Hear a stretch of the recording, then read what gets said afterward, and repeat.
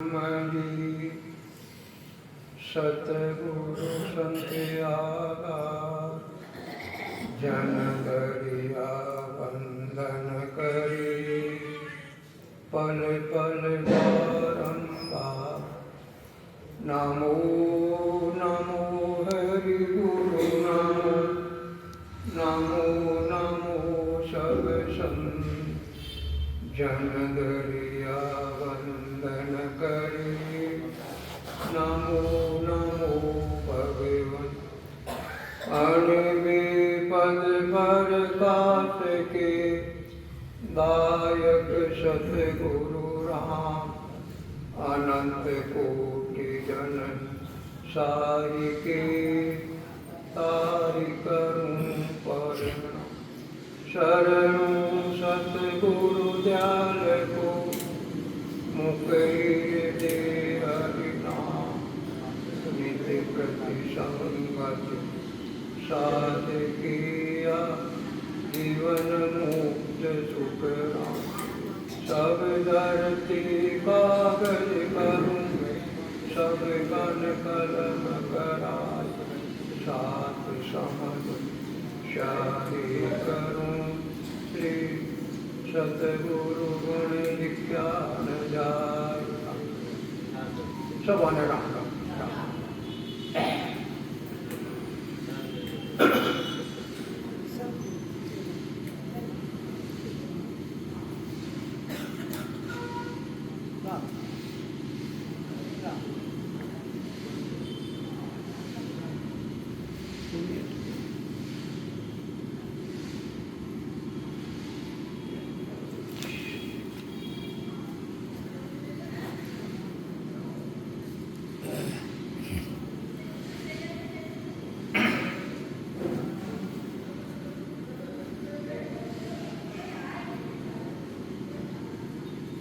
परमात्मा के नाम की बहुत बड़ी बड़ी महिमा है।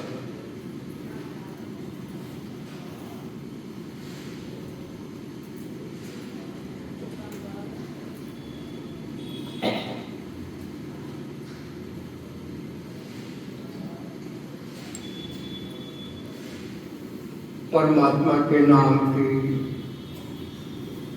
बहुत बड़ी भारी महिमा है और जितने भी आदि अनादि से संत हुए हैं उन सभी संतों ने परमात्मा के नाम की बड़ी भारी महिमा की है। और ये नाम में ऐसी ताकत है, ऐसा बड़ा भारी पराक्रम है नाम में जो जन्म जन्मांतर के जीव आत्मा के जो बंधन लगा हुआ है वो बंधन नाम के पराक्रम से कट जाता है।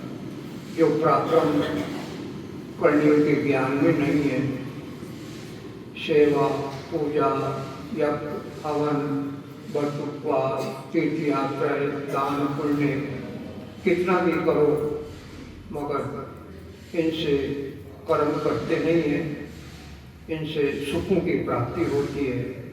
तो महाराज ने महिमा किए नाम की तप तीरथ के ताकरो व्रत नेम पुण्य दान सुख सारण संसार में तुलेन नाम समान। तप यानी तपस्या करो, शरीर को कष्ट दो, तप तीर्थ यात्रा में जाओ, वहाँ भी शरीर को तकलीफ आती है, बीमारियां लग जाती है, पैसे खर्च करने पड़ते हैं। तो ये सब कुछ करो, तप तीर्थ के ता करो, व्रत नेम पुण्य दान व्रत उपवास करो, एकादशी पूर्णम 11 समाओ जो भी है व्रत करो, व्रत नियम अच्छे अच्छे नियम धारण करो। कहते हैं कि हमारे तो प्रातःकाल ब्रह्म मुहूर्त में उठ करके और स्नान करने जाते हैं, और स्नान करने के बाद में पूजा पाठ करते, उसके बाद में चाय पानी बाद में पीते। तो हमारे नियम है, चाहे घर पे रहो चाहे बाहर रहो। तो महाराज कहते हैं कि तप तीरथ के ताकरो व्रत नेम पुण्य दान, और दान पुण्य करो। जिस प्रकार से राजा कर्ण था और वो रोजाना सोना का दान किया करता था, और क्या नाम से सवाकर सूर्य ऊपर 3 घंटा, मतलब सवाकर का मतलब 4 घंटा रोजाना नियम से सोने का दान कर। तो मिला क्या उसको? देवलोक की प्राप्ति। 84 का जो बंधन है उसे तो मुक्ति मिली नहीं। तो निर्णय करे महाराज, तप तीरथ के ताकरो व्रत नेम पुण्य दान, सुख सारण संसार में तुले न नाम समा। एक परमात्मा के नाम की बराबर ये कुछ भी, एक नाम की बराबर, ये एक ही नाम में ऐसी ताकत है कि ये एक नाम के बराबर ये भी नहीं है, ऐसा नाम का बराबर। जिस प्रकार देखो आप, बड़ा पूछ कचरे का ढेर पड़ा हुआ, पाठ जितना ढेर पूछ कचरे का है, और एक अग्नि की एक चिंगारी लगा, सिर्फ एक, और उस एक अग्नि की चिंगारी से वो ढेर सारा पूछ कचरा बढ़ जलकर राख हो जाता है। दूसरी चिंगारी लगाने की जरूरत नहीं। तो विचार करो, एक अग्नि तत्व में ऐसी ताकत हो, परमात्मा का नाम तो बड़ा भारी पराक्रम इसका, तो विचार तो करो। पर होना चाहिए घट में परमात्मा के नाम के प्रति विश्वास होना चाहिए। नाम के प्रति सुख सारण साची आनंद, इस नाम में प्रीति लगाओ, प्रतीत करो, विश्वास रखो। वो कहते हैं कि विश्वासम फलदायकम, विश्वास से फलों की प्राप्ति होती है। तो ऐसा ये एक नाम का बराबर, एक ही नाम का प्राप्त। जिस प्रकार प्रातःकाल सूर्य उगते ही पहले, जो ही सूर्य उदय होता, सूर्य उदय होते ही पहले पूरा प्रकाश फैल जाता और अंधकार खत्म हो जाता। इसी प्रकार से इस एक नाम में ऐसा बराबरी प्राप्त है। तो महाराज ने महिमा की जबरदस्त, नामे तुलसी पात पे लिख्यो राम रंकार, ताकि सरवर ना तुल्या धर्मर नेम आचार। धर्मर नेम आचार तप तीरथ व्रत सारा, पर दीक्षा धन धाम विमल साधरा उदारा। दान पुण्य गया कान में ऐसा सद आचार, नामे तुलसी पात पे लिख्यो राम रंकार। नामदेव जी महाराज जो कबीर जी महाराज से 130 वर्ष पहले हो चुके थे, बड़े भारीमान पुरुष हुए, और नगरी के अंदर एक विमल सा नाम का सेठ था। वो रोजाना सोने का दान करता, यथाशक्ति सब दान लेने के लिए आते। तो एक बार विमल सा सेठ को विचार आया कि मेरी नगरी में संत बड़े भारी रहते हैं और वो तो कभी दान लेने के लिए आते ही नहीं सोने।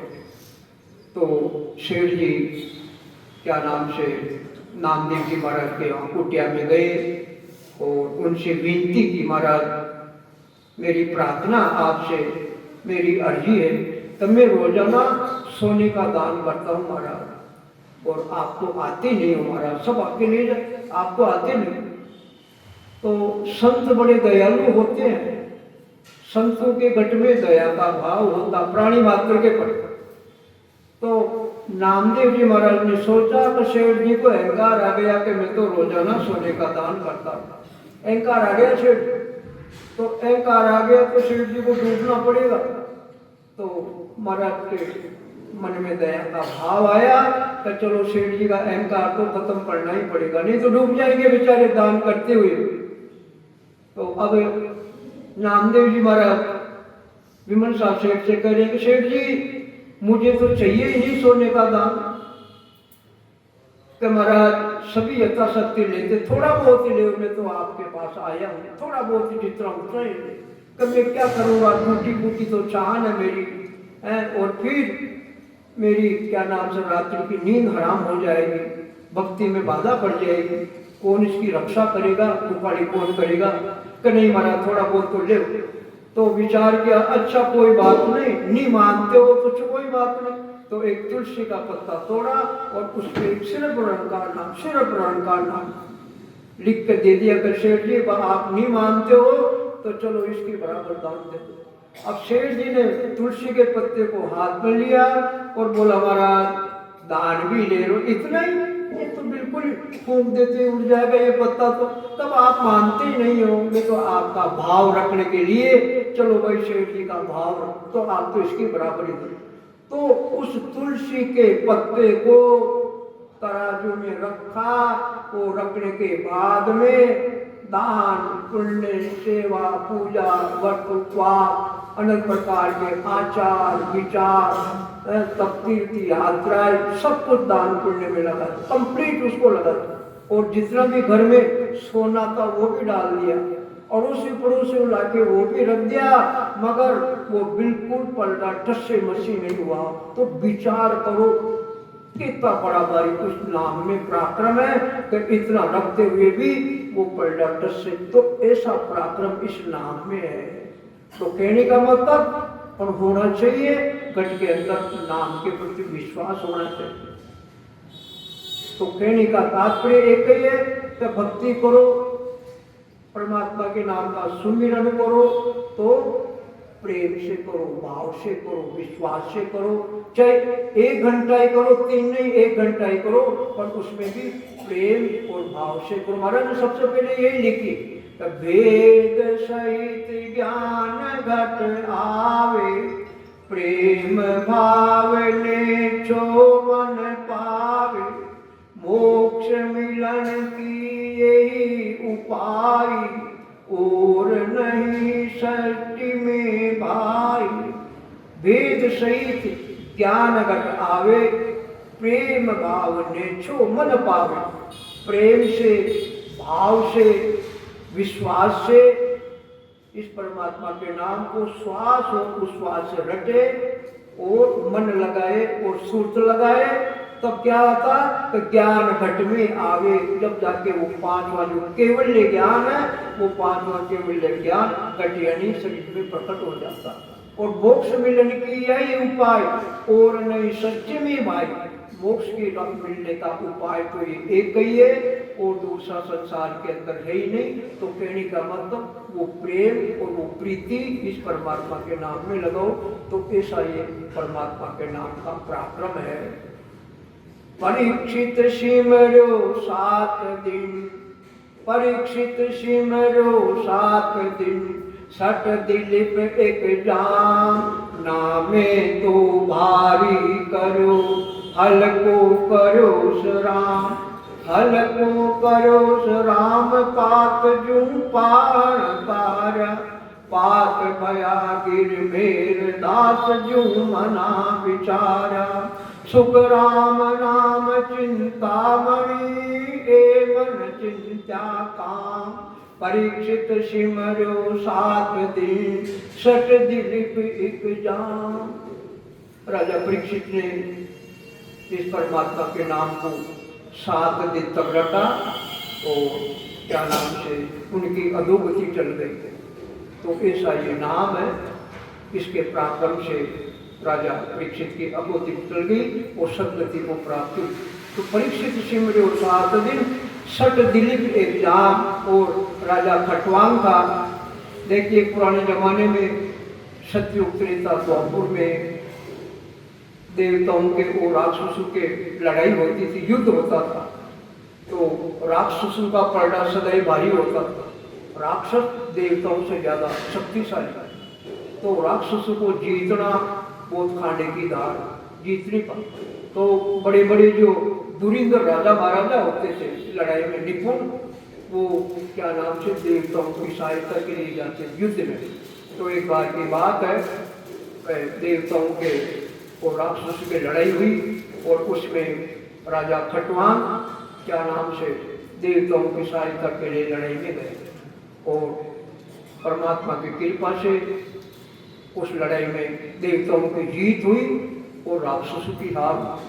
तो हार होने की वजह से राक्षसों की देवराज इंद्र बड़ा प्रसन्न हुआ और राजा खटदिलीप से कहले कि महाराज, अगर आप हमारी सहायता के लिए नहीं आते तो हमारी हार निश्चित थी महाराज, इसलिए हम आप पर बड़े प्रसन्न हैं और जो भी मांगो वरदान वो हम बिल्कुल देंगे, आप किसी बात का संकोच मत करो। तो जो ही देवराज इंद्र ने राजा खटवांग से मांगने के लिए बोला, तो राजा ज्ञानी था, तो राजा कह रहा है कि हे देवराज इंद्र, थोड़े जीने के लिए क्या मांगूंगा, थोड़ी तो जिंदगी है, बच्ची कुची जिंदगी है और एक दिन संसार से जाना पड़ेगा, क्या मांगूंगा। जो ही राजा खटवांग ने ऐसे वचन देवराज इंद्र को बोले तो तत्काल देवताओं में बड़ा भारी पराक्रम जो उनको आगे पीछे की सोचती। तो जो ही देवराज इंद्र वापस राजा खटवांग से बोल रहे, कहे राजा आपकी मृत्यु निकट आ चुकी, 6 घंटा शेष बचे हुए आपकी मृत्यु के, 2 घड़ी 6 घंटा शेष बचे हुए। जो ही 2 घड़ी मृत्यु की बात राजा खटवांग के कान में पड़ते ही राजा बिल्कुल विकल हो गए। अरे मुझे परमात्मा की कृपा से ये नर्तन मिला श्रेष्ठ और बिना भक्ति के बिना ये मेरा शरीर यूं ही चले जाएगा। तो यूं ही उसके घट में हलचल मच गई। अब वो देवराज इंद्र से राजा खटदिलीप करेगा, मुझे तत्काल इसी वक्त तत्काल मुझे मृत्यु लोक में मिलो, तत्काल जाओ। और तत्काल भी देवताओं के पास पराक्रम था और उस पराक्रम की वजह से तत्काल एक पलक के अंदर ही तो वो अपने क्या नाम से आए और आते उस टाइम में गुरु वशिष्ठ जी महाराज मौजूद थे। गुरु वशिष्ठ जी महाराज मौजूद होने की वजह से राजा खटदिलीप गुरु वशिष्ठ जी महाराज के यहाँ शरण में गया, मुंह उतरा हुआ, तो वो तो संत थे, पहचान गए कि राजा क्या बात है, तेरा मुंह उतरा हुआ है, क्या देवताओं की हार हुई या कोई तेरे पीछे राक्षस पड़ गया, तू कैसे घबरा के आया। तो राजा खटवांग गुरु वशिष्ठ जी महाराज से निवेदन करके, नहीं महाराज, न तो देवताओं की हार हुई है और ना राक्षस पीछे पड़ा, महाराज मेरी मृत्यु निकट आ गई और 6 घंटा शेष बची हुई है महाराज, और ये मेरा मनुष्य शरीर बेकार चले जाएगा बिना भक्ति के लिए, इसलिए मैं आपकी शरण में आया। तो विचार करो, संत थे, दयालु थे, जो ही बोला और त्यों ही भेद बताया और 3 घंटा इस परमात्मा के नाम को सिमट कर परम गति को प्राप्त। इसलिए महाराज कहते हैं, परीक्षित सिमरो 7 दिन, 6 दिलीप एक जाम, नामे तो भारी करो। और नामदेव जी महाराज ने अभी बताया आपको, नामदेव जी महाराज ने इस परमात्मा के नाम के प्राकृत वो पत्ता भारी, तो नामे तो भारी करो, हल्को करो सराम। और त्रेता युग में जब क्या नाम से समुद्र के ऊपर पाल बांधने की बारी आई तो विशाल समुद्र, अब किसको कैसे पार करके जाएं, तो क्या नाम से नल और नील नाम के 2 बंदर थे, उनको विष्णु का वरदान था। विष्णु का वरदान होने की वजह से सबने सलाह मशविरा किया कि महाराज ये नल और नील नाम के 2 बंदर हैं, इनके पास बड़ा भारी पराक्रम है, विष्णु का वरदान है, और इनके हाथ से जो पत्थर, ये अपने हाथ से जो पत्थर डाल देंगे वो पत्थर डूबेगा नहीं, महाराज ये तिर जाएगा, ऐसा पराक्रम है। तो वही हुआ और पत्थर के ऊपर इस परमात्मा के नाम को लिखा और लिखने की वजह से वो पत्थर भी क्या नाम से पत्ते की जगह तिर गए। तो नामे तो भारी करो, हल्को करो सराम, हल्को करो सराम, पात जू पाण तार्या। पत्ते की जैसे पत्थर के पत्थर क्या नाम से समुद्र में तिर गए। तो सुखराम नाम चिंता मणि, ए मन चिंता कहाँ। इसी प्रकार से ये परमात्मा का नाम चिंतामणि की जैसे है। जिस प्रकार से किसी के पास चिंतामणि होवे, और चिंतामणि का पराक्रम क्या है, जो ही मन में चिंतन करे किसी चीज की चिंतन करे तत्काल वो चीज बिना मेहनत के हाजिर हो जाए। इसी प्रकार सुखराम नाम चिंतामणि, एक मन चिंता का, जिस प्रकार से चिंतामणि मन चिंता पर सिद्ध करते थे, इसी प्रकार से ये परमात्मा का नाम भी जन्म जन्मांतर के खत को काट देता है। 3 प्रकार के जो कर्म जीव आत्मा के लगे हुए अनंत जन्मों से इस नाम में ताकत ये कर्म का खात्मा कर देता। ऐसा ये नाम है, ऐसा इस नाम का बड़ा भारी गुण है, ऐसा पराक्रम है। तो कहने का मतलब वही बात एक, इस नाम को रटो, विश्वास से, प्रेम से, भाव से रटो। भूपत नाम शिव अमर शेष सिमरे सब जाने, भूपत नाम कबीर हीर बिन जा छिप छाने, भूपत धरो ध्रुव ध्यान गर्भ सांचा सुख जानी, शिवरी पद रज पावन सोत सरिता बन छानी, पीपोदशो पाताल में वाल्मीक क्यों निर्जरे, सुख रामदास सांचो सोई, गुप्त नाम हृदय धरे। गुप्त नाम शिव अमर, इस परमात्मा के नाम से 3 लोक के नाथ भगवान शंकर अमर हो गए। और देखो कैसा पराक्रम है, काशीपुरी कैलाश जमाई, शंकर नाम सुनावे होई, सुन सुन नाम परम गति पावे, भाग भला जा राम गावे। काशीपुरी कैलाश में 2 जगह, काशी में और कैलाश के अंदर, ये 3 लोक के नाथ ये भगवान शंकर इस परमात्मा के नाम को सुनाते हैं।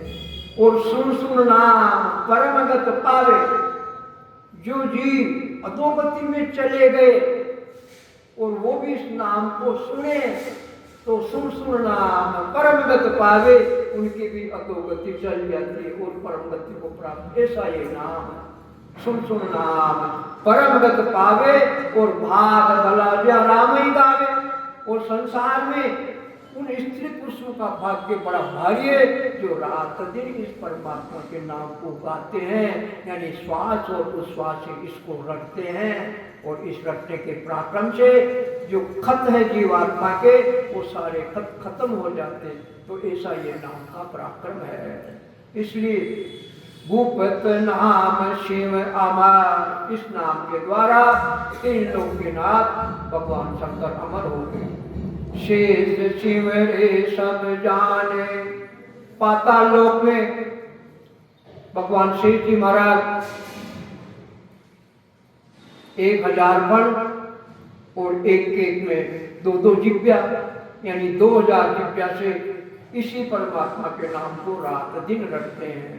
और इस नाम के पराक्रम से जो 50 करोड़ पृथ्वी का भार है, वो 50 करोड़ पृथ्वी का भार भगवान शेष जी को लगता नहीं। क्यों नहीं लगता? कि नाम का पराक्रम है, नाम के पराक्रम से वो पृथ्वी अधर रहती है। ऐसा ये नाम है। इसलिए शीश शिव रे सब जाने, शेष भगवान इस नाम को रात दिन सिमन करते, सब जानते। गुप्त नाम कबीर हीर बिन जा छिप छाने, और क्या नाम से कबीर जी महाराज ने भी इसी नाम को क्या नाम से रात दिन रटा। गुप्त धरो ध्रुव ध्यान, छोटी अवस्था में ध्रुव जी महाराज अपनी छोटी माता के वचन ऐसे लगे उनके, क्योंकि छोटे थे। तो एक बार की बात है, ध्रुव जी महाराज अपने पिता की गोदी में बैठ गए। बैठते जो छोटी माँ थी उनकी, उन्होंने बहुत बड़ा भारी ताना बसा कि तेरे को अपने पिता की गोद में अगर बैठने का इतना शौक है तो मेरी खून से जन्म लेता तू, तेरे को अधिकार नहीं है, मेरी खून से जन्म लेता।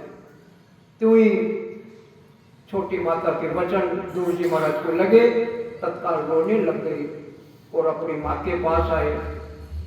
माँ कहती है बेटा क्या बात हो गई, क्यों रो रहा है? कि माँ छोटी माता ने मुझे ऐसी बात कही कि अगर तेरे को अपने पिता की गोद में बैठने का शौक है तो तू मेरी कोख से जन्म लेता, तुझे अधिकार नहीं है।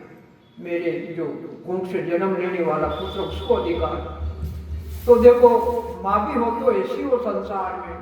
तो माँ क्या कहती है अपने पुत्र को, ध्रुव को, अरे बेटे इस पिता की गोद में बैठने से तुझे क्या मिलने वाला है? ज्यादा से ज्यादा राज मिल जाएगा, और वो राज वो भी एक दिन जाने वाला है, क्या मिलेगा? अरे उस परम पिता परमात्मा की गोद में बैठ, मेरा आशीर्वाद दो तुम्हें, तू परम पिता परमात्मा की गोद में बैठ। जो ही वो कहते हैं कि बच्चे के पहले गुरु माता पिता होते, और गुरु क्या नाम से जो माता पिता जो ज्ञान देते, जो वचन बोलते, वो बच्चे के लगते। तो जो ही माता ने ऐसी ऊंची बात बताई कि बेटा उस परम पिता परमात्मा की गोद में बैठ, सब कुछ मिल जाएगा तेरे। तो माँ के वचन लगे गुरु जी महाराज, और तत्काल निर्णय किया कि अब मुझे तो परम पिता परमात्मा की गोद में ही बैठ। जो ही रात महल के अंदर चर्चा हो गई कि ध्रुव जी महाराज तो तपस्या करने के लिए, साधना करने के लिए वो तो जंगल में जाए। जो ही राजा को पता लगा तो राजा मंत्रियों को भेज के बोलता तो जाओ ध्रुव को बोल दो आधा रात मिलेगा, वन में मत जाओ, आधा रात मिलेगा। जो ही मंत्री आके ध्रुव जी से कहने लगे कि राजा का आदेश है महाराज कि आपको आधा रात मिलेगा, वन में मत। तो विचार किया, अभी तो मैंने विचार ही किया है, घर तो छोड़ा ही नहीं, मैंने तो घर छोड़ा ही नहीं, अभी तो विचार किया जंगल में जाने का, और इतनी बड़ी बड़ी ताकत है उसमें, तो अब तो मैं निश्चित जाऊंगा। तो अब वो वापस मंत्री से कहते हैं कि जाओ राजा से बोल दो कि मुझे राज नहीं चाहिए, नहीं चाहिए राज। इस प्रकार से कह के और अपनी माँ से आशीर्वाद लेकर और क्या नाम से निकल गए। जब पता लगा कि महाराज वो तो वन में निकल गए, अरे कहीं पकड़ो उसको, लेकर आओ, समझाओ पूरा राज मिलेगा उसको, आधा नहीं पूरा राज मिलेगा। फिर वहां मंत्री जाके बोलते कि महाराज आपको पूरा राज मिलेगा। कब बोल दिया मुझे राज नहीं चाहिए, मैं तो परमात्मा की गोद में बैठ लूंगा। और इस प्रकार से ध्रुव जी महाराज ने इतनी छोटी अवस्था में परमात्मा के नाम में इतनी दृढ़ता, जो माता के वचन लग गए, वो माता के वचन को साकार करने के लिए, और फिर परमात्मा की कृपा हुई। जंगल में नारद जी महाराज मिले। नारद जी कहते हैं बेटे कहाँ जा रहे हो? तो महाराज क्या नाम से मैं परमात्मा की भक्ति करूंगा, साधना करूंगा। बेटे भयानक जंगल है, बड़े बड़े हिंसक जानवर है, तुझे खा जाएंगे, बड़ी बड़ी समस्या होगी, इसलिए मत जाओ, घर चले जाओ। कहीं आपका आशीर्वाद चाहिए, आप आशीर्वाद देंगे तो सब कुछ हो जाएगा। तो क्या नाम से नारद जी ने विचार किया कि इसके मन में दृढ़ता है, तो दृढ़ता होने की वजह से फिर आशीर्वाद दिया और नाम बताया कि इस नाम को तू रात दिन जपना। तो ऐसा पराक्रम इस नाम में, और छोटी अवस्था में देख लो देवलोक की प्राप्ति हुई, और आज भी उनके नाम का ध्रुव तरह अटल है। जो प्रातः काल ब्रह्म मुहूर्त में उत्तर की तरफ उदय होता, तो महाराज इसीलिए कह रहे हैं, महिमा कर रहे हैं कि गुपत धर्यो ध्रुव ध्यान। परमात्मा के नाम को क्या नाम से ध्रुव जी महाराज ने रात दिन रखा। गर्भ सांचा सुख ध्यानी, और गर्भवास के अंदर सुवा से सुखदेव हो गए। क्या नाम से गर्भ नहीं आए, सुवा की योनि में थे। और भगवान शंकर ने अमरनाथ के अंदर माता पार्वती को अमर कथा सुनाई, और उस वक्त माता पार्वती को नींद की झपकी आ गई, और नींद की झपकी आने से इसने हुंकारा लगाया, तो हुंकारे में फर्क पड़ गया। फर्क पड़ते भगवान शंकर को पता लग गया कि इस मेरे अमर नाम को किसी ने चुरा लिया। तो आँख खोली, खोलते पहले क्या नाम से त्रिशूल लेकर और पीछे पीछे भगे, आगे आगे सुआ और पीछे पीछे भगवान शंकर भगे।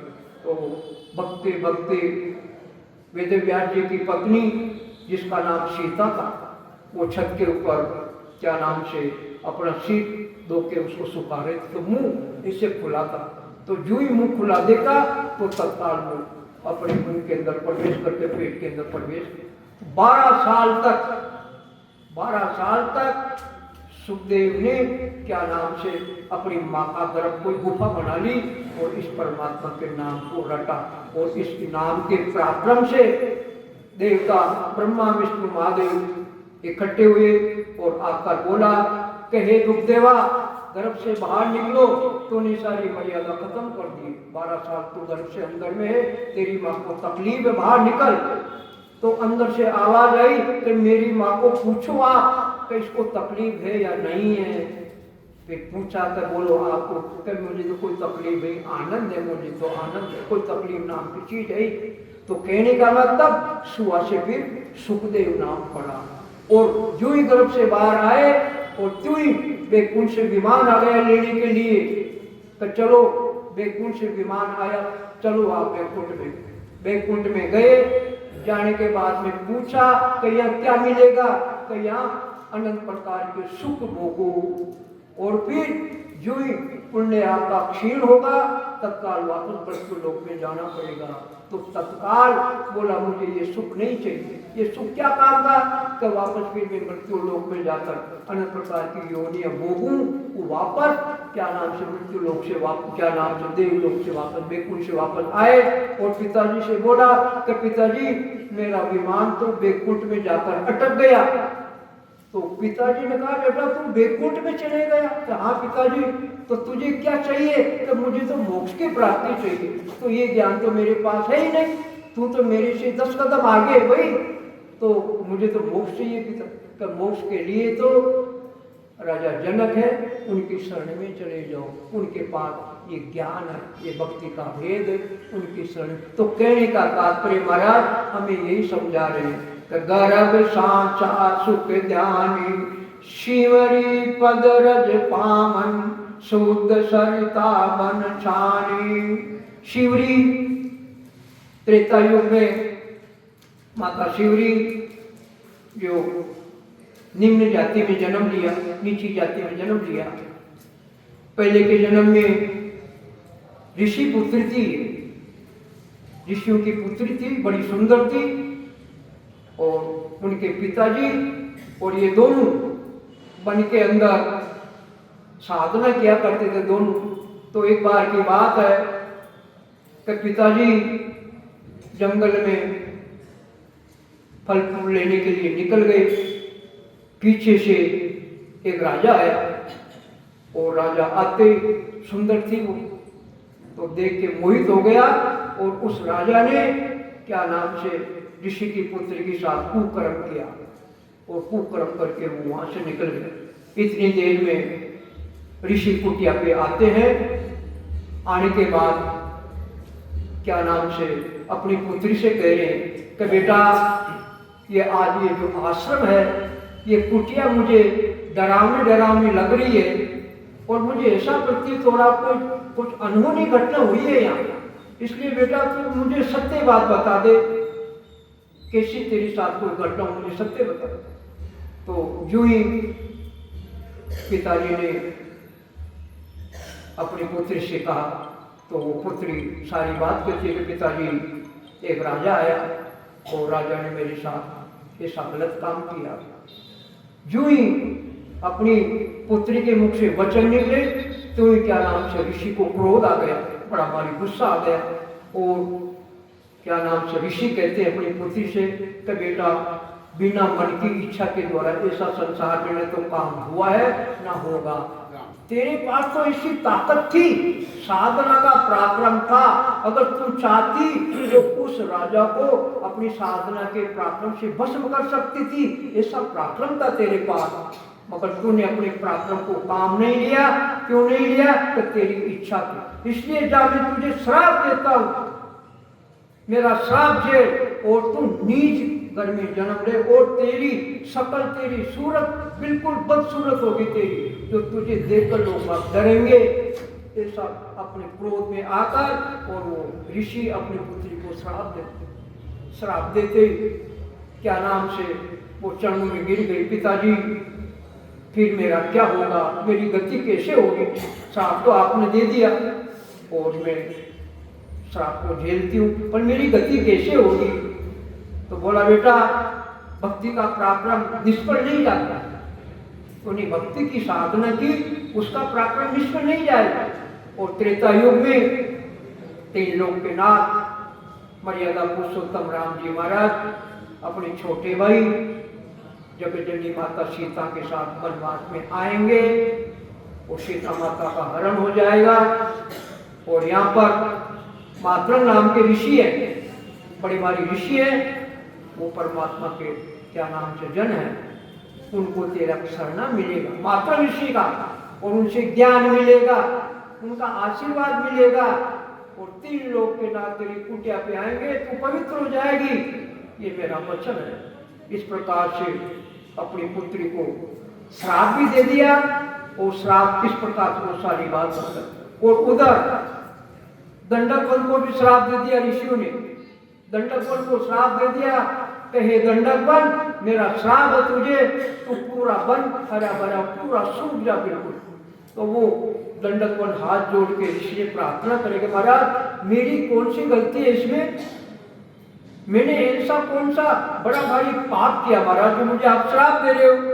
तो बोला तेरी देख रेख में मेरी पुत्री से ऐसा गलत काम हुआ, तू भी अगर चाहता तो तू भी उस राजा को श्राप दे सकता था या उसको भस्म कर सकता था, तेरे अंदर ऐसी ताकत थी। तो दंडकवन को श्राप दे दिया। तो दंडकवन हाथ जोड़ के चरणों में गिर गया ऋषि के, महाराज आपका श्राप मुझे सिद्ध हो रही है, मगर मेरी मुक्ति कैसे होगी, इसका उपाय तो बताओ महाराज। फिर ऋषि बोलते तेरा इसका उपाय में बताओ। मर्यादा पूछो तो राम जी जो ही वन में आएंगे, जो ही उनके चरण पड़ेंगे, चरण रस से तू पावन हो जाएगा और पूरा का पूरा तेरा ये वन बिल्कुल हरे हो जाएगा। ये मेरा वरदान। इस प्रकार से दंडक वन को भी श्राप दिया और अपनी पुत्री को श्राप दिया, और उस श्राप की वजह से दूसरे योनि में नीच घर में गिरने के घर में जन्म लिया, और उसकी बदसूरत जो देख के लोग मार गए। तो ऐसा पराक्रम शिवरी पदरज पावन हुई। और फिर जुई वन के अंदर ऋषि थे, ऋषियों ने शिवरी को देखा, देखते ऋषि क्या नाम से बोला कि तुम यहाँ से दूर चले जा, हम तेरी शक्ल देखना पसंद नहीं करते, तू बदसूरत है, हम तेरी शक्ल नहीं देंगे, यहाँ से दूर चले जा। तो बेचारी ऋषियों की डर की वजह से वो जंगल में बहुत दूर जाकर अपनी कुटिया में रहने लग गई। और इधर वो कहते हैं तो परमात्मा बड़ा दयालु है, वो संतों पे बड़ी कृपा करता, दया करता, और इस वजह से क्या नाम से परमात्मा दुष्ट हो गए, और उस वन के अंदर क्या नाम से सरित वो पूरी खून की नदी हो गई, पूरा पानी दूषित हो गया, उसका पानी दूषित हो गए। जंगल में ऋषि मुनि घबरा गए कि ये कैसा परमात्मा ने हमारे ऊपर कोप हुआ, जो पानी कहां से पिएंगे, कहां से स्नान करेंगे, और इस प्रकार से सब ऋषि दूषित हो गए।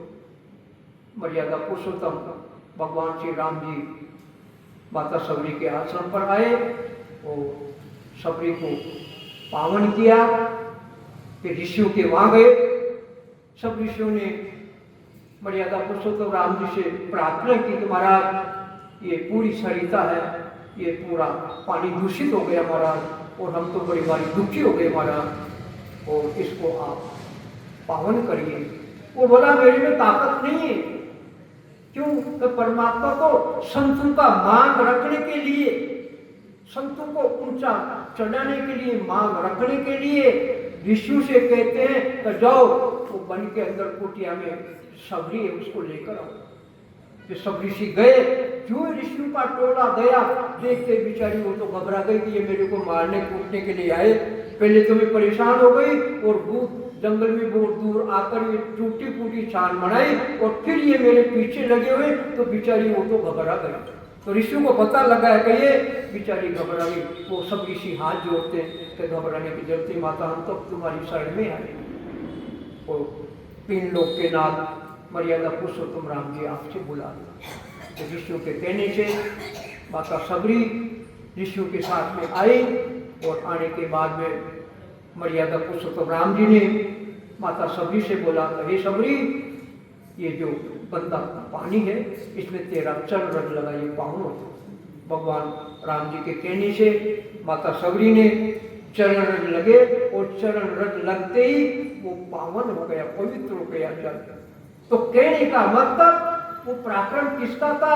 वो पराक्रम परमात्मा के नाम का। इसलिए शिवरी पद रज पावन, शिवरी के चरण चिन्ह लगने से वो क्या नाम से पावन हो गया, यानी पवित्र हो गया। शुद्ध सरिता वन छान पीपोद शो पाताल में। पीपा जी महाराज संत थे, देवी उपासक थे, देवी की साधना ही क्या थी। और देवी रोजाना भोग लगाते, देवी प्रकट होती, वो सारा भोग रोजाना जीती। एक बार की बात है, पीपा जी भगवान कृष्ण के दर्शन करने के लिए द्वारिका में आए। द्वारिका में आने के बाद भी पता लगा कि भगवान कृष्ण तो द्वारिका सहित समुद्र में समा गए। जो ही पता लगा तू ही तत्काल आव देखा नहीं था और पीपा जी महाराज क्या नाम से समुद्र में कूद गए। और जो ही कूदे तू ही तत्काल 3 लोग के नाथ भगवान कृष्ण ने उनको अंदर उठा बचा लिया। और क्या कहते हैं पीपा जी से कि हे पीपा, जैसा प्रेम तूने मेरे अंदर लगाया वैसा प्रेम अगर परमात्मा में लगाता तो तेरी सतगति हो जाती, मोक्ष की प्राप्ति हो जाती। तो पीपा जी हाथ जोड़ के कह रहे कि हे भगवान, संसार में आपसे बढ़कर और कोई दूसरा परमात्मा कौन सा? महाराज सब कुछ आप ही तो मेरी। नहीं, वो शक्ति अलौकिक है, वो दिव्य शक्ति, वो अलौकिक है। और जा, मेरा वचन संतों की शरण में चले जा, संतों की शरण में चले जा, तेरा उद्धार हो जाए। तो विचार करो, जो पीपा देवी को सब कुछ समझता था, देवी सारा कार्य सिद्ध करती थी और समुद्र में कूद के भगवान कृष्ण ने रक्षा की और भगवान कृष्ण के कहने से। और फिर क्या हुआ? पीपा जी महाराज रामानंद जी महाराज की शरण में आए। उस समय रामानंद जी महाराज शरण में आए। तो कहने का मतलब ऐसा पराक्रम है नाम। पीपो दशो पाताल में वाल्मीकि क्यों निर्जरे। और वाल्मीकि डाकू थे, नाम था उनका चंचल, चंचल नाम के डाकू थे। और रोजाना जीवों की हिंसाएं करना, लूट खसोट करना, मारना पीटना रोजाना का काम था। एक बार की बात है, नारद जी महाराज आए, बोला अरे भाई जीवों की हिंसा क्यों करते हो तुम? और तुम हिंसा रोज करते हो, इसका बदला तुम्हें चुकाना पड़ेगा। तो कहते महाराज मैं कैसे चुकाऊंगा? मेरे घर पे मेरे माता पिता हैं, मेरी स्त्री है, मेरी लड़के लड़की हैं, उनको चुकाना पड़ेगा। नहीं तो जाके पूछ के आ। तो फिर क्या हुआ? नारद जी को बांध के गया। तो तुम बच के निकलना चाहते हो मेरे से, इसके ओले बच के निकलना चाहते हो, तुम बच नहीं पाओगे, मैं तुम्हें बांध देता हूँ। तो नारद जी को पेड़ के बांध दिया। और देखो संत कैसे दयालु है, उसका उद्धार करने के लिए पेड़ के बन गए नारद जी महाराज। और फिर गया वो चंचल नाम का डाकू, माता पिता से पूछा, अपनी स्त्री से, सबसे पूछा, तो एक ही जवाब मिला सबसे। माता पिता कहते हैं हम वयोवृद्ध हैं, तुम हमारी संतान हो और हमारा पेट भरने का, लालन पालन करने का अधिकार तुम्हारा है, हम कुछ नहीं कर पाएंगे। अब तुम कहां से लाता, क्या करता, तेरा तो तुझे भोगना पड़ेगा, हम नहीं भोगे। स्त्री से पूछा, स्त्री बोली मैं तो आपकी अर्धांगिनी हूँ, 7 जगह खाकर आपके साथ आई हूँ, अब आप क्या करते हो क्या नहीं करते हो, कुटुंब परिवार का लालन पालन करने का अधिकार आपको है, अब आप क्या करते हो आप जानो, आपकी भला जानो। स्त्री ने भी यही जवाब दिया। तो उसके मन में उसी वक्त दृढ़ता आ गई। दृढ़ता आने के बाद में आए और फिर नारद जी महाराज के चरणों जी के महाराज क्षमा करो मुझे, आप आशीर्वाद दो मुझे। तो कहने का मतलब, और फिर वो चंचल नाम का डाकू, जो नाम था चंचल, चंचल से फिर वाल्मीकि ऋषि बने, इस परमात्मा के नाम से पवित्र हो गए। तो ऐसा ये नाम है। सुख रामदास साचो सोई, गुप्त नाम हृदय धरे। संसार में सच्चे स्त्री पुरुष वही हैं जो इस परमात्मा के नाम को रात दिन भेद से यानी श्वास और उच्छ्वास से इस नाम को रटते हैं और इस नाम के रटने के पराक्रम से घट के अंदर वो निज नाम प्रकट हो जाता है। और इस निज नाम के पराक्रम से जो जन्म जन्मांतर के जीव आत्मा के जो 3 प्रकार के जो कर्म लगे हुए हैं, संचित कर्म, क्रियमान कर्म, प्रारब्ध कर्म, ये तीनों कर्म इसके पराक्रम से ये खत्म हो जाते हैं और फिर वो प्राण आत्मा जीव आत्मा बंधन से मुक्त हो जाते हैं। तो ऐसा पराक्रम इस नाम के अंदर है। गुपत दीप घट शबद पवन भय पर घट जाई, होई रहे उजियार भवन बूढ़ल की नाई। ज्ञान मुकुर दूरबीन देख कर विघ्न निवारे, बेड़ा भव जल माय भजन भव आपो त्यारे।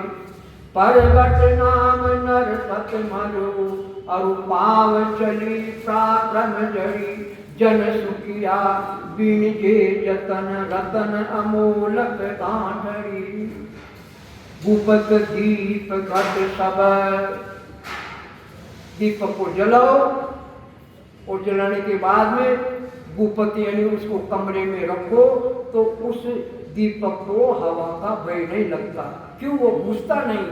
क्यों? अंदर जला के कमरे में रख दिया और उसी दीपक को जला के कमरे के अंदर बाहर रखे तो बाहर रखने से उसको हवा का भय लगता है, यानी वो हवा के प्राप्तों से बुझ जाता है। तो इसी प्रकार से दीपक गुप्त रहता है और वो हवा का भय नहीं लगता। इसी प्रकार से घट सब, इसी प्रकार से घट यानी शरीर में वो सब परमात्मा का निजना सतना प्रकट हो जाता है। तो इसमें घट में प्रकाश हो जाता है, दीपक का प्रकाश हो जाता है, अज्ञानता का अंधकार खत्म हो जाता है। जिस प्रकार से कमरे में दीपक जलाया घट में प्रकाश हो गया, इसी प्रकार से घट शब्द, घट में वो शब्द प्रकट हो गया नाम के पराक्रम से, तो घट में प्रकाश हो गया। कोई रहे उजियार भवन बोडल की नाई, मकान है और उस मकान में चारों ओर बोडल जड़ी हुई है, तो उस बोडल के पराक्रम से वो पूरा मकान प्रकाश में हो जाता है। इसी प्रकार से ये परमात्मा का नाम घट में प्रकट हो जाता है, तो घट में ज्ञान का प्रकाश हो जाता है, अज्ञान का अंधकार खत्म हो जाता है। और फिर वो प्रकाश जब तक संसार में शरीर है, चाहे लाख वर्ष तक भी संसार में शरीर है, तब तक भी उसको अज्ञानता का अंधकार नहीं सताता है। क्यों? घट में ज्ञान रूपी सूर्य उग गया, उसके ज्ञान रूपी दीपक, ज्ञान रूपी सूर्य प्रकट हो गया, तो फिर अंधेरा नहीं होता, यानी ज्ञान का प्रकाश हो जाता है। ज्ञान मुकुर दूरबीन देख कर विघ्न निवारे, भक्ति कर रहे हैं, साधना कर रहे हैं और उसमें अगर कोई अड़चन आ जाती है, कोई अड़वी पड़ जाती है, तो उस अड़चन को ज्ञान मुकुर दूरबीन, इस ज्ञान रूपी दूरबीन से देखो, यानी ज्ञान को काम में ले। तो ज्ञान के पराक्रम से क्या नाम से फिर वो तकलीफ, वो भय, वो सारा खत्म हो जाता है।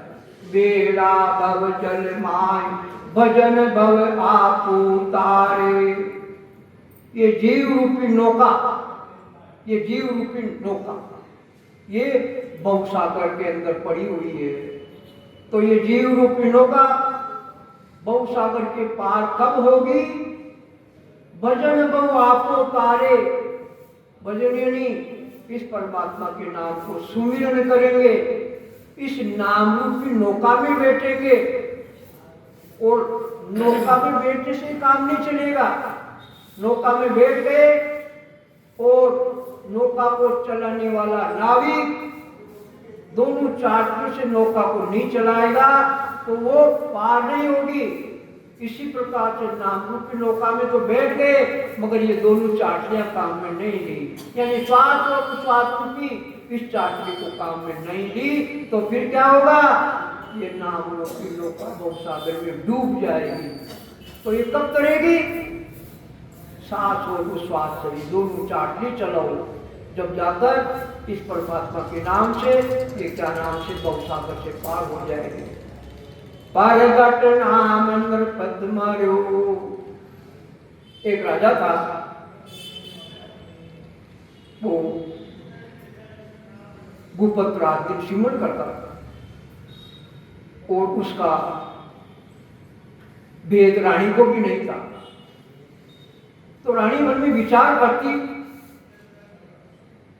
कि राजा साहब तो इनके मुख से तो कभी परमात्मा का नाम सुना ही नहीं। मैं रात दिन चिंता करती कि वो भी साधना करती, वो प्रकट करती, तो मैंने तो कभी मुख से नाम सुना ही नहीं। ऐसी मन में रानी विचार। एक बार की बात, राजा और रानी अपने शयन कक्ष में आराम कर रहे थे। प्रातः काल अर्धरात्रि बाद राजा के मुख से ये परमात्मा का नाम निकल गया। नाम निकला, जो ही रानी के कानों में नाम पड़ा, रानी बड़ी प्रसन्न हुई कि आज तो बड़ी भारी परमात्मा की कृपा हुई। जिस नाम सुनने के लिए मैंने पूरी आयु पूरी कर दी, कभी राजा साहब के मुख से परमात्मा का नाम निकला ही नहीं है, और आज क्या नाम से परमात्मा का नाम मैंने अपने कानों से सुना। और प्रतीक्षा लग गई कि कब सूर्य उदय होए और कब मैं उत्सव मनाऊं। यूं ही सूर्य उदय हुआ और रानी क्या नाम से पूरी नगरी को आदेश दे दिया कि पूरी नगरी को सजाओ, और क्या नाम से धूम धड़ाके होने लग गए, नाचना गाना कूदना मिठाइयाँ बंटना। तो राजा रानी से कहते, रानी साहिबा क्या बात है, आज ये खुशियां किसकी हो रही है, किसकी खुशियां मना रहे हो आप, चुपचाप ही मुझे तो बने की नहीं लगी, क्या बात है। तो रानी कहती, महाराज आज तो मेरी खुशी का वार पार है ही नहीं महाराज, जो जिंदगी में कभी ऐसी खुशी हुई नहीं महाराज, ऐसी खुशी तो बात तो कहो, छिपा के कब तक रखोगे आप, बताओ तो सही। कि महाराज क्या बताऊं, कहने बताता तो पड़ेगा। कि महाराज आपके मुख से परमात्मा का नाम निकल गया, मैंने अपने दोनों कानों से सुना है। राजा कह रहा, रानी साहिबा मेरे शब्द आपके पल्ले दोबारा बोलो आप। हाँ तो महाराज आपके मुख से परमात्मा का नाम निकला, मैंने दोनों कानों से सुना महाराज। हाँ परमात्मा का नाम मेरे घट से निकल गया। हाँ महाराज निकल गया, तो ये मेरा शरीर किसी काम का है ही नहीं, जो परमात्मा का नाम ही घट से निकल। और तत्काल राजा ने प्राण त्याग दिए। विचार करो कैसा नाम में विश्वास था, कैसी नाम में प्रीति थी उसकी। तो कहने का मतलब, कहने का अभिप्राय तो यही है हमें, तो ये नाम की बड़ी भारी महिमा है, बड़ी भारी कृपा है, बड़ा भारी गुण है, बड़ा भारी पराक्रम है। और इस नाम को प्रीति से रटो, विश्वास से रटो, प्रेम से रटो। और अब तो कलयुग है, कलयुग केवल नाम आधारा, सुमिर सुमिर न उतरे उपारा। कलयुग में तो केवल नाम का ही आधार है। कलयुग को धर्म राम नाम है, और धर्म नहीं चाले के सुख राम, जका कर्म हीना राम सुमिरता पाले। कलयुग का असली धर्म ये परमात्मा का नाम ही है। इस नाम को प्रीति से, विश्वास से, भाव से रटो। और ये जन्म जन्मांतर के कर्म को काटने वाला नाम है, जो जन्म जन्मांतर से गले में फांसी लगी है कर्मों की, ये कर्मों की फांसी को काटने वाला नाम राम। आपके साथ